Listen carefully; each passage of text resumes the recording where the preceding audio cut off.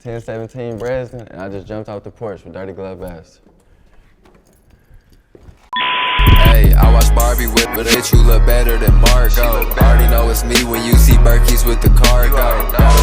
Alright, we got Brezden jumping off the porch with us today. What's going on, everybody? What's going on, gang? Shit, not much, you know. I'm in Atlanta, I'm ready to tell my story off the porch and shit. Oh, for sure. My boy came prepared. He got the wood rolled up and everything. Had to, you know, you gotta stay with the wood at all times. Got to, you got to. It's a pleasure to have you on the porch with us nonetheless, for sure. Man, it's a pleasure to be here. I'm honored to be here. Real spill. I know you just from a hop, skip, jumping away in Chattanooga, but what it feel like to be in Atlanta? Man, it's, Chat ain't too far from Atlanta, so, you know, it's kind of like tied in. It kind of like, you can see Chat in Atlanta, like the similarities and shit, but I definitely fuck with being out here. You can see, like, it's so many more connections, so many more, like, opportunities and shit out here. It's definitely, like, eye-opening for sure. That's real. How I feel to be out here on some rapping shit, like working on your dreams. Right, it's crazy, like, just seeing so many people that, like, growing up you see, like, on the internet or, like, you know, in music videos and shit, just, like, being around, like, I don't know, them type of scenarios, like, backstage, shit like that. It's crazy as fuck, you know, it's definitely, you know, I don't take it for granted at all. I'm definitely, like, you know, trying to enjoy this shit while I can. No, that's real. How did it feel to be on stage on 1017 Day, seeing Gucci shut the city down and shit? Man, it was crazy. That was my first show ever, so, like, opening that shit was crazy, I ain't gonna lie, but seeing Gucci perform was, man, that joint was crazy. Like, just seeing the crowd control and, like, how many people pop out, like, knowing every word to every song. It don't matter what he played, they would have, like, sang that shit.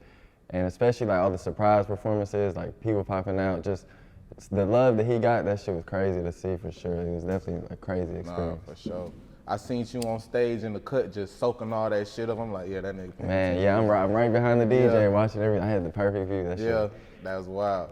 So, for somebody who's never been, how would you explain the way of life and the culture of the people of Chattanooga, Tennessee?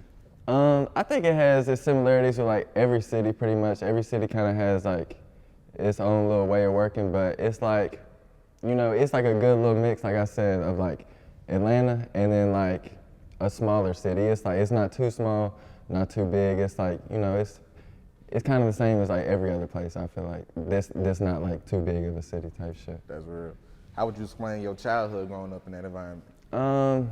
My childhood was a little different because, like I said, Chattanooga is, like, it's definitely a diverse place, and I feel like my, like, life experience definitely embodies that. So, like, it's like you got the southern part, so, like, the traditional southern, like, church going type shit, and then you got, like, you know, you got shit going on at, like, everywhere. So my grandparents and shit, that's, like, who I grew up with type shit.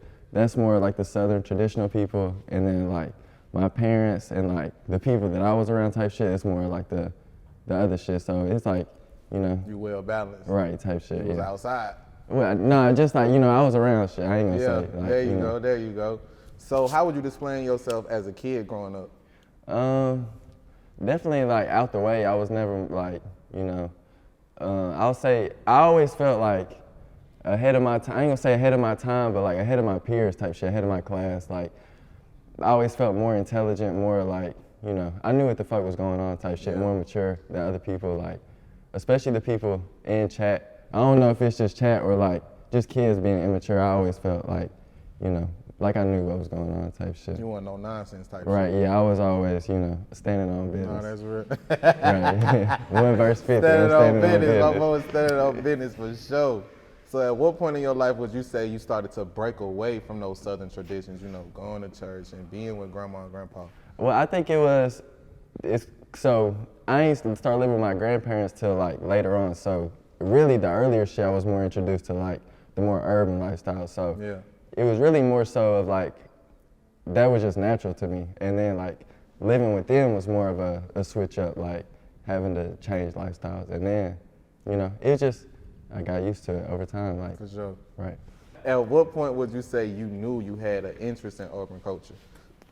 But shit, like I said, it was just inherited. Like, it was nothing where it was just like, oh, I felt like, you know, it was just always music playing in the background, like music videos on, being, you know, like it was just regular shit. But I'll say music is really what did it. Like, being in the car, just like, you know, hearing old shit. That's really what put me on. Like, my dad used to play like old, like early 2000s, like mixtape rappers like Gucci, T.I., like all them, and then like Tupac, bit like Nas, like that's the shit I was on early. So, you know, just that shit being around me all the time, I feel like that's what put the love in me. That's real. So at what point would you say you jumped off the porch? I ain't gonna say, well, it depends with the definition. As far as like, you know, getting outside, making my own way with shit, you know, like trying to figure out my own way, I'll say I was probably like, I don't know, around like high school is when I started to like try to figure shit out. Like, okay, I gotta, you know, make something shake. Cause I knew I wasn't gonna never like, the college shit, that wasn't, like the school shit, that wasn't me. So like, I didn't know I was gonna rap, but you know, it's just like, you gotta brainstorm every day trying to, you know, come up with some shit. Real shit. What did you think you was gonna end up being in life? Man, I swear to God, I had no, like, it's crazy because my whole life, like I had this little like intuition that I was like I said, different from everybody else. Like, I felt like I was gonna be some shit, but it was like, I ain't have no, you know, no credentials to like stamp that. So it was really just, you know, I don't know, I knew I was gonna be some type shit, but I ain't had like, I couldn't have told you what type shit. So at what point would you say you started to have rap dreams? I'll say always, cause I was always rapping and shit, always like freestyling, like, and I was hard always. Like people was telling me to rap, but I just was not like, you know, being a rapper is like, what the fuck? Like it damn near seems impossible, like that shit.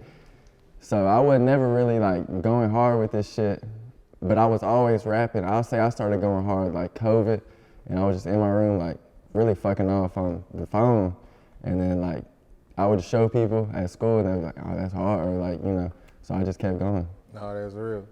So tell the truth, bro. You didn't think you could make it as a rapper because you were scared they was gonna judge you for being white. I mean, that's part of it, I ain't gonna lie, but just like, I don't know, this whole lifestyle shit, like. Yeah, you gotta come from a certain life. You thought you had to come from a man, you gotta know somebody, cause it's like damn near every rapper you see, it's like, oh, his uncle's cousin was like Ludacris DJ. It's like everybody's tapped in some way, and it's like, man, I ain't got no ties. So, but shit, you know, you can always make something happen. But look at you, bro. You done made it happen, bro. You gotta be proud of yourself. Yeah, for sure. Real shit, keep working. Everybody out there who, if you think it's impossible, shit, keep working for sure. Real shit. So what happened during COVID that made you just lock in and take this shit serious? It's crazy because I think a lot of the influence was like, a lot of the music, my music like interest changed. So around that time I started listening to like more underground music, like Lucky, like the Midwest shit, like Chicago, like Detroit. And I think hearing like Tron and like the Detroit rappers really made me want to rap, because it's like, they were just talking shit, and it's like, it's fun, but at the same time, that shit is hard. So it's like, and I feel like I could do that because I've always been like quick with it and like, you know, being able to come up with shit. So, you know, that's really, I feel like what started. And then especially like having BandLab is crazy. Like just on my phone, fuck it, I got nothing else to do. Got some earbuds and like, I just want to hear what I sound like type shit. That's really how it started. That's real. So at what point would you say you gained the confidence to start sharing your music? That's a good question. I'll say, really, I never made it known public that I was really trying to do music shit. I had show people in my little circle and shit, and everybody would always say it was hard, but I ain't like go outside. Like I was never like posting it and shit, like trying to rap. But then, like I said, COVID, I started posting it on like TikTok and shit just to see like, fuck it, let's see if the world fucks with it. Yeah. And then around like, my TikTok, even like right when I made that joint, it was like, you know, it was doing straight. So I feel like seeing the love I got and the attention I got like on that platform, that's what made me like grow the confidence to be like, all right, this is what I'm gonna do type shit. That's real. At what point would you say your people started noticing like, yo, Brezden in there rapping? Man, I ain't gonna lie, like damn near not too long, like once I started taking trips and shit, once like, you know, lifestyle would change, I would say. Like before that, you know, I was still just a regular guy. Like I was rapping and shit, going hard, like still making songs every day, like posting, but it's like, you know, I don't think it really clicked in until it's like, damn, Brezden ain't been here in 2 months. Like, so what was their reaction once you finally told them like, hey mom, hey dad, hey grandma, grandpa, I'm a rapper? They was definitely supportive. Like, I ain't like, like I said, it's like a Southern traditional like mindset, so they don't too much know like, you know, the specifics to everything, like what's really going on, but they definitely like been supportive of it for sure. That's real, that's real. So how did you gain the attention of Gucci Mane, bro? That's what everybody in the world want to know. I couldn't even tell you, I had to ask him himself, but shit. I'll say the internet is a crazy place, shit. Anybody can see anybody on the internet, so like, you know, that's where I was going hard at, and I feel like that's what helped me out, just, you know, going crazy, like staying consistent with that shit. But as far as like the shit, I couldn't tell you. You don't even know. Right, yeah. That's real. Is it true that he found you with only 1,000 followers? Yeah, my shit was, I couldn't give you an exact number, but it definitely wasn't over 2,000. It was around some shit like that, like, for sure. That's real. And yeah. So that shit really came from left field, like. Right, like, out of nowhere. It did though, but at the same time it didn't, because like, I really been going hard with this shit for a minute. The talent there. Right, so it's like, it's been, like the past 2 years, I really been going hard with this shit, because I ain't been in school. It's like, I was working, and like, I was still making hell, like, songs every day, like, TikToks every day, like, you know, I ain't have no videos, but I was dropping shit, like, all the time, so it came out of left field for, like, everybody else, but as far as me, as far as, like, the work ethic and shit, this shit is, like, you know, you expected it. Right, it's been happening. That's real. Even though, like you were saying, you weren't putting your music videos and shit like that out, you was staying consistent on the platform that they was loving you on. Right. And that's where you got to where you was at today. Right, I feel like it's all, you know, you can always grow. So it's like, just stay consistent with one thing, and then you worry about the next thing type shit. That's real. So what was the reaction once you found out Gucci wanted to meet with you? Man, shit, let's lock it in. That's Gucci, man. That's crazy. Like, man, I'm there next, you know, like, I'm on that for sure. Like, you know, I was excited as fuck. Shit, as soon as I got off the phone with him, I sent a long ass text message to him, like, you know, like, it's up. That's real. I was turned though, like, I ain't gonna lie, as soon as I got off the phone, man, I'm in my room dancing and shit. Like, man, I ain't gonna lie, I'm going crazy. Like, everybody, it's crazy because my sister and them was all over at my house. Like, everybody was in the living room, and nobody knew. Like, I just got the phone call, set my phone down, and I just started going crazy. And I didn't even tell nobody till like the next day, but like, man, I was turned. That shit was crazy. Nah, for real. What was the initial like reach out? What was it like? Did he DM you or what? It was a phone call. I was on it was a phone call. Straight like that, like? Yeah. Damn, what'd he say? I want to sign you. Man, damn, it was just like, you know, like, come see me type shit, like, let's see what's up, like, you know, yeah. It was quick. It was definitely a quick turnaround. Like, you know, he don't play. That's a business, man. No, for sure. So once you met him, what was that like? Shit, definitely a crazy experience. Like I said, like, I don't even know how to explain it, but he's definitely it's crazy just the idea of being around him, but then like the experience is definitely a cool ass time. Like he's genuine. And like, you know, every conversation we ever had, it's been like some real shit. And especially like the first time, like it was like, the first time meeting him, you could tell like, you know, he's real genuine, like standing on business, like, but at the same time it's love. So it's definitely a cool experience for sure. No, for sure. So how much has your work ethic changed now that you signed? Like I said, I don't think it changed too much. Like I was staying up till 4 or 5 in the morning recording songs off my phone in my room. So like, I'm doing it in the studio now, but it's like, it's easier now. I don't gotta mix myself. I don't gotta find beats. Like, it's easier now. Damn near. That's real. So it basically make your work ethic more thorough. Quicker. I'll say the only thing is maybe like, you know, the sleep. I don't too much sleep as much, but shit, it is what it is. No, for sure. What's some other things you got working on now that you in the big leagues now? Man, shit. I'm working on a whole lot of shit. Stay tuned for everything, but you know. You got some player shit in the cut. Definitely got some big shit coming. Just stay tuned. That's really all I can say. Nah, man, you can tell them like a little bit of something. You been locked in with some niggas, man. You can tell us who you working with. All right, I could tell you, Tron, which is crazy because like that's my favorite rapper of all time. Like I said, really like that sound and that style, like that region really influenced a lot of my music. So that locking in with him, that was some of the craziest shit. Like, man, that's some of the craziest experiences with this music shit, cause it's like, like I said, that's my favorite rapper, so I've seen damn near every music video, every song, like, and then being the same place he shot hella music videos, like, man, that shit, man, yeah, crazy. How was that like before you had that full circle moment? Like, you know what I'm saying, meeting one of the people that you look up to? That's one of the moments, that's for sure like one of the more surreal moments with this shit, cause it's like we were in the booth together, like punching in and shit, and it's like, damn, what the fuck, this trying, like, I can't even explain it. It's like when Kobe like played against Jordan for the first time, like, man, that shit, it was crazy. That's real. What's some of the best advice he gave you? I know you gave you some words. Yeah, he definitely said some shit. I'll say the best advice he gave me was like, just keep working with this shit. Like, it's gonna be some shit come, but also don't be too like eager to like, you know, stay patient with this shit, but also stay working with this shit pretty much. No, for sure. Would you say it's hard to make it out of Chattanooga? I would say it's hard to make it out of anywhere, but yeah, for sure, cause like I said, it's not too many like connections and like, you know, too many resources out there, so yeah, it definitely is a struggle for sure. For sure. You gotta work, but shit, you gotta work to make it anywhere, but you know, it's definitely a little bit more of a grind. No, for sure. What's one of the biggest changes you would want to happen for your city? I'll say like getting more resources out there, cause there's definitely talent out there. Definitely a lot of like, you know, a lot of talent, but it's not a lot of resources. Like, it's not a lot of places people can go to like say it.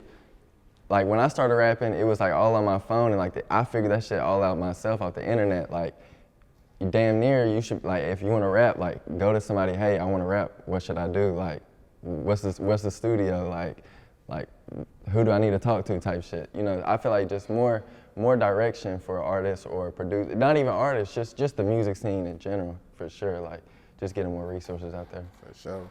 What's some other revenues or income you interested in besides music? Shit, a lot of shit, like, you know, that's a good question. I'll say, like, I'm big into, I really want to get into streaming on Twitch. I'm big into gaming and shit, so. Oh yeah, you definitely gotta hop on that. Right, bag. definitely want to get into some shit like that. Like, I'm big into sports. Shit, I be sports betting. That's a little, you know, aside shit. Man, just, I don't know. It's definitely some plays, you know, I feel like I could make, and some shit, you know, I got in the back of my head for sure. For sure. How important would it be for you to have a successful career, for you to build generational wealth for your loved ones? Man, that's the end goal with this shit. Like, the music is cool, but at the end, I mean, my passion is the music. Like, the money is definitely the side, but at the end, like, you know what I'm saying? Generational wealth, like taking care of the people that took care of me, and like, you know, that's the end. That's what this shit is all about, I feel like. So, it's super important. You know, I definitely ain't somebody that's just like, I'm gonna preach that the more that I, you know, like, that's my message to people. Like, don't fuck off. Like, the internet, that shit is fake. Like, all them outfits, all that money, that shit is fake. So, like, spending money on that shit, man, fuck that. Like, take care of people. All that other shit, that shit is pointless. Like, you could die tomorrow. I promise people don't care how many Prada shoes you had. Like, that shit is dead. Real shit. What else you working on right now? Shit, really just, I'm always working on some shit. Definitely a tape coming. I can't give you a time or a time frame, but it's definitely a tape in the works for sure. And you know, definitely trying to network, work with more artists and shit. I got some shit with V's, about to go shoot the video for that soon, but you know, I got some shit on the way for sure. Got a lot of shit on the way, man. My boy is locked in. Yeah. For sure. What is it that you want listeners to take from your music when they turn on Brezden? I think it's a lot of different things I could speak. I think it really depends on the song. Like, sometimes I'm talking some, you know, some pimp shit, like, you know. Sometimes I'm talking some fly shit. Sometimes I'm talking like some real shit, like some real, like, some songs it's like some real life stories. Some songs it's like I'm giving games. Some songs I'm like, you know, it's really all different. I feel like I have a lot of different advice. If you really listen to my shit, I'm really saying some shit. Like, it ain't no bullshit on any of my songs. For sure. What advice would you give a young person right now watching this interview that just looking for that pivotal moment in their life or their career, whatever they doing? I'll say just keep working. Like, it's cool asking for like validation from other people, like, hey, what should I do? But at the end of the day, just work. Like nobody else could like, everybody else has a different route. Like if I would have had asked somebody else how they did it, it was probably a whole different way from how I did it. So like, I probably would have fucked up trying some shit. So you just work and just find out what works for you. Real spill. Any last words and shout outs? Shout out to July, J Denero 423. Shout out to my manager Steve in the back. Shit. Shout out to Gucci. Shout out to WAP 1017. Shit, and off the porch. Shout out to y'all. For sure, man. Brezden, we appreciate you come kicking game with us today, gang. Yeah, sir. Appreciate y'all. For sure. Hey, I watch Barbie with a bitch who look better than Margot. Already know it's me when you